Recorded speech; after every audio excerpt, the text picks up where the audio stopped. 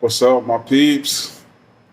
I've missed making videos for you guys. I don't want to, I'm probably full of excuses on why I haven't, but the main one is because I don't really like doing my videos here at this new location. I guess it's okay. I don't really like the background. The background at the old spot was like more interesting.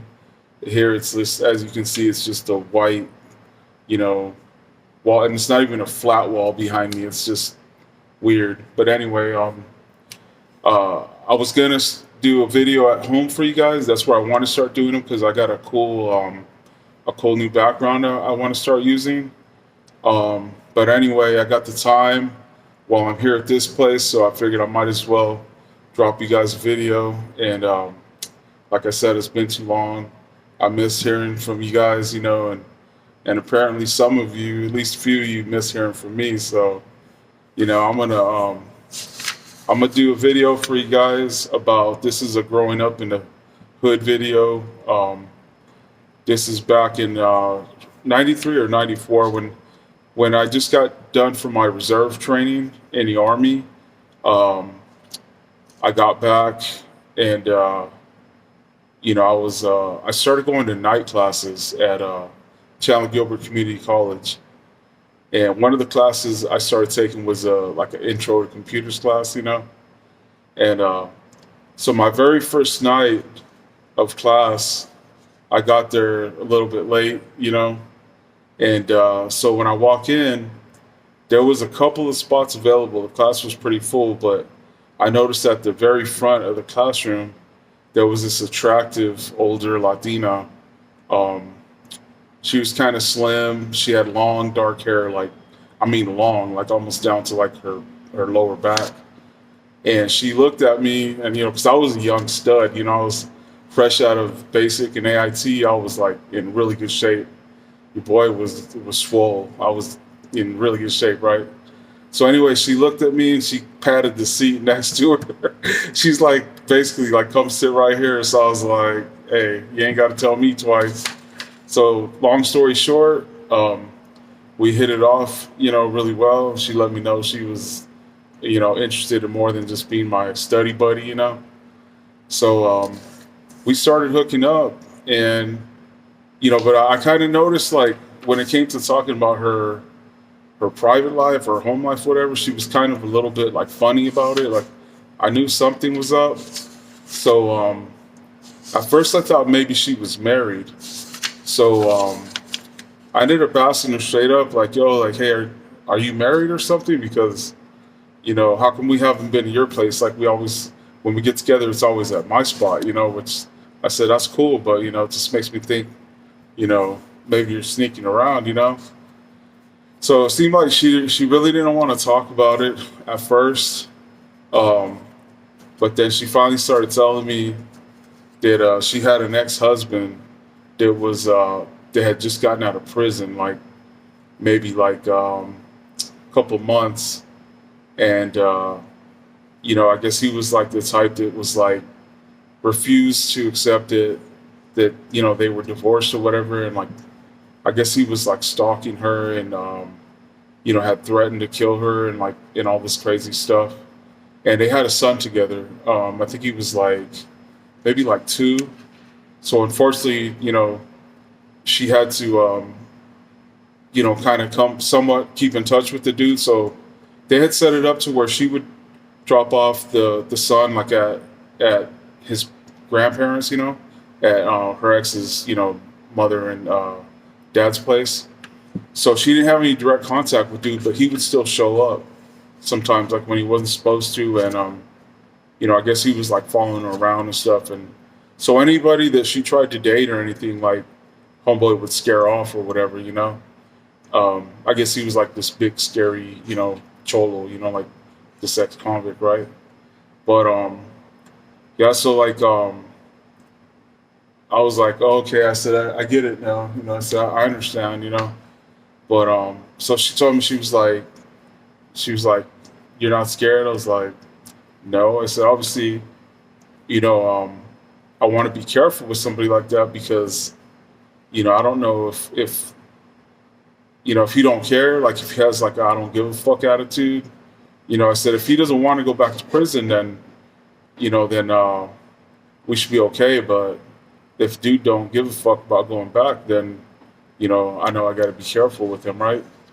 So anyway, she ended up she ended up inviting me to her house for a like a little get together, I guess. Like she invited her brothers and their wives, and then I think that was it. Just like I don't know. I guess she just wanted to make it like a little kickback.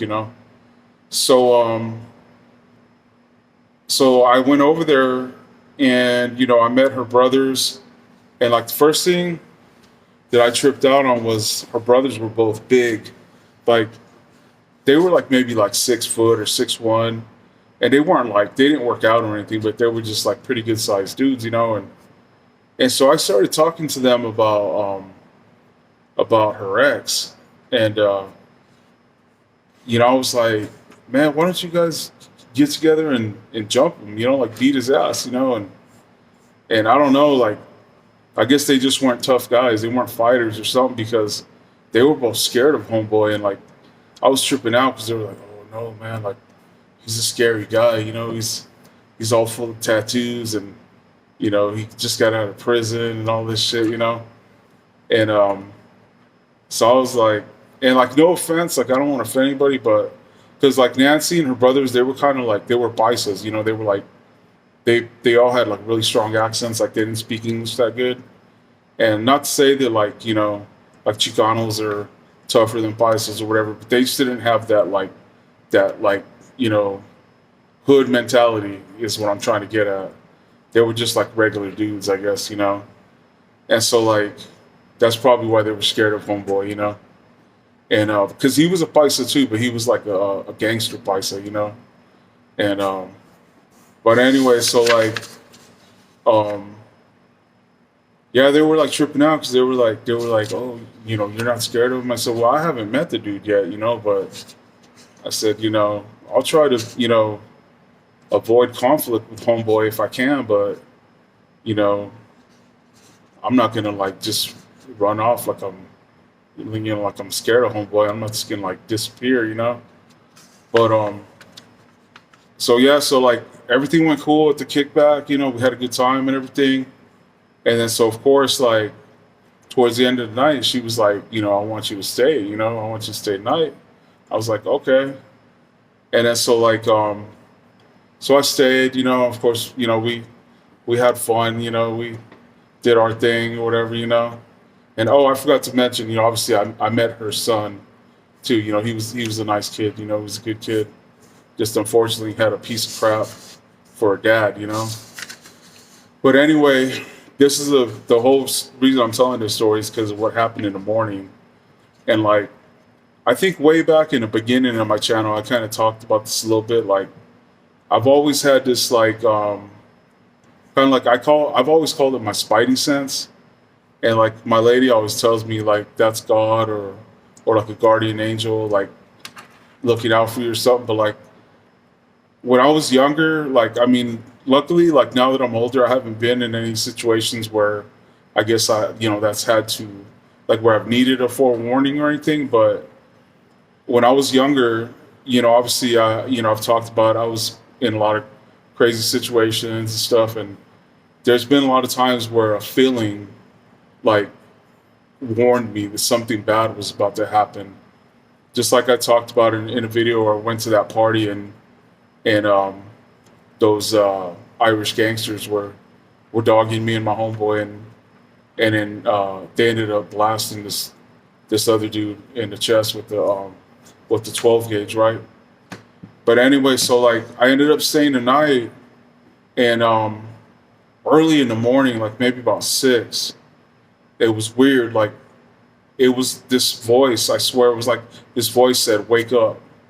And I just like I woke up and I looked around, and I was like, that's weird. Like why am I waking up so early? And then I swear this voice was like, "Get up, get your stuff on, and leave." I don't know if it was a voice or if it was just thoughts, like being like just appearing in my head, or being put in my head, like just get up and go. So I got up, or I sat up and I started getting dressed, and then she woke up and was like, "Hey, what's up? Where are you going? Why are you leaving so early?" And I said, I have stuff I got to do today. I said, I'll call you later. And she was like, "But I was gonna make you breakfast. I was gonna make you something to eat. And I said, "No, it's cool. Don't worry about it." And so she goes, "Well, hold on. At least let me walk you out. And I was like, "All right." So I start getting dressed, and then she walks me to the door, and we kiss or whatever, and then I start walking to my car, and I had this little it was an Eagle Talon. It's like the same thing as a Mitsubishi Eclipse. I talked about it in one of my other videos where I pulled out my gun on a car full of chiefs. They were trying to run me off the road on the on the highway, but anyway, so yeah, so I started walking to my car, and she was looking out the door at me, and so I get in my car. Right when I'm about to start my car, I see a little Monte Carlo pull up, and it looked almost just like the one on Training Day. I know we've all seen that movie, and Homeboy had a badass little Monte Carlo with spoke rims on it. It looked almost just like that. It was a nice little car, nice little lowrider Monte Carlo, right? And so I knew right when that car pulled up, I was like, "Oh, okay, here we go."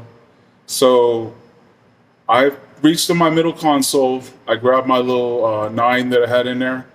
I locked and loaded, and then I just like kind of put it under my shirt. And so I waited to see what Homeboy was gonna do. So I see this dude get out of the car. He wasn't like huge or anything. He was maybe like about 6 foot, but kind of lean. He wasn't like swole, but he looked like he was in good shape. And he was wearing a wife beater, typical convict attire. He was sleeved, both his arms full of tattoos, had some on his chest, you know, and had like a little goatee, a little cholo goatee and shit. And so I see him get out of his car, and he's like looking at my car, and he walks up to my car, and then like he walks up to my car and he bumped my door with his knee. He goes boom like that. He goes, "Who the fuck are you?" I said like that. And I look at him and I say, "Hey man, you better not fucking touch my car again, dude." And then he asked me again, he goes, "Who the fuck are you, homeboy?" So I got out of the car, I put my gun in my pocket, and I said, "I'm the motherfucker that stayed tonight. That's who I am." And he was like, "What?" He kind of like did this thing. He's like, "You better hope you don't make me mad." I said, "Man, fuck you." I said, "Get mad." So I don't give a fuck, dude. So you touch my fucking car again, we're gonna box, bro. And then he was like, "What?" He goes, "You better hope I don't go." He goes, "You better hope I don't get mad," or something like that. And I was like, "Man, fuck you, get mad." And then he goes, "You're lucky I don't want to go back to prison," or some shit like that. And I told him, "Man, fuck you." I said, "I ain't impressed with you being a fucking convict, dude." I said, "I've dealt with motherfuckers like you before." I said, "That shit don't impress me." And so then he fucking tells me, he goes, "You better hope I don't get my cuete, Holmes."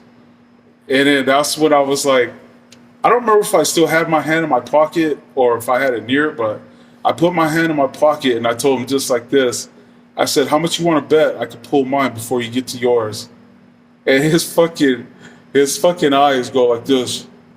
His fucking eyes got all big, right? And then that's when his whole attitude changed. He goes, "You better leave before I fucking call the cops, Holmes." And I was like, "What?" I said, "For real?" I said, "I've heard it all now." I said, "A big bad convict like you is gonna call the popos?" I said, "All right." I said, "You ain't got to do that." I said, "I'm a bounce, man."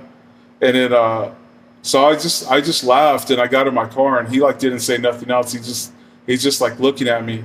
Oh, and I forgot to mention the whole time, Nancy was like watching out the window, like just tripping, like her eyes were all big. So I get in my car and I back up, just all chill, just back out, and then drove off, and I think I even threw him a peace sign or something, and I just like bounced, right? And then so like right when I got home, because this is like way before like cell phones and all that shit. So like right when I got home, I saw that I had messages on my phone, right? So on my answering machine, old school answering machine.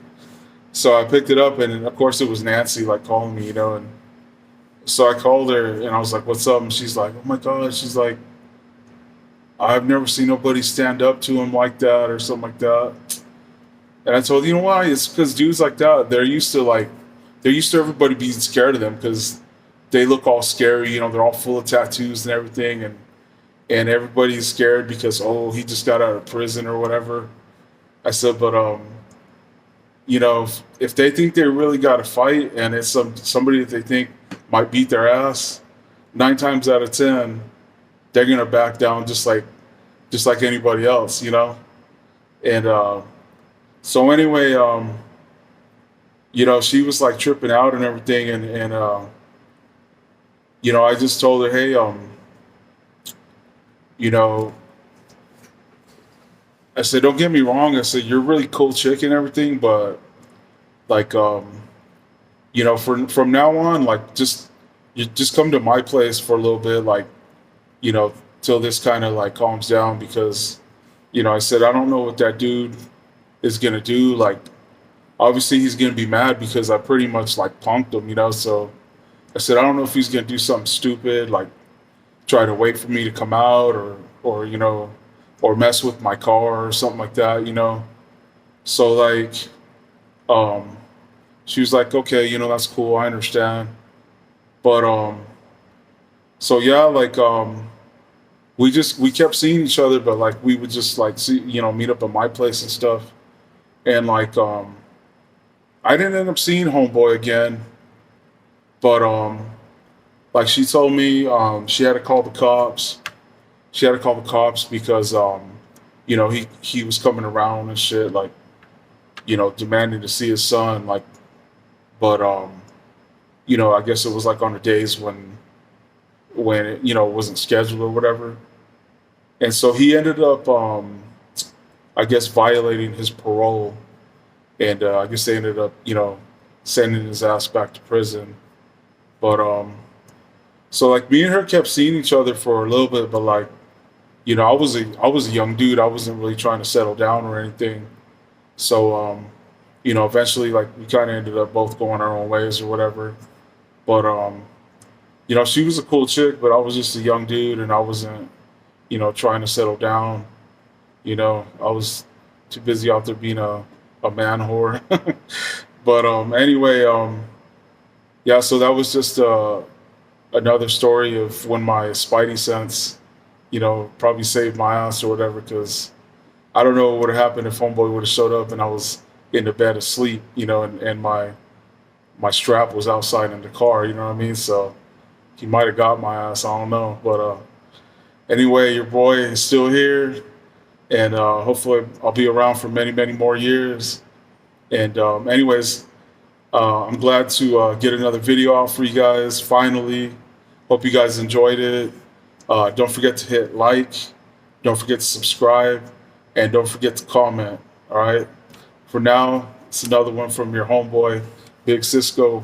Peace.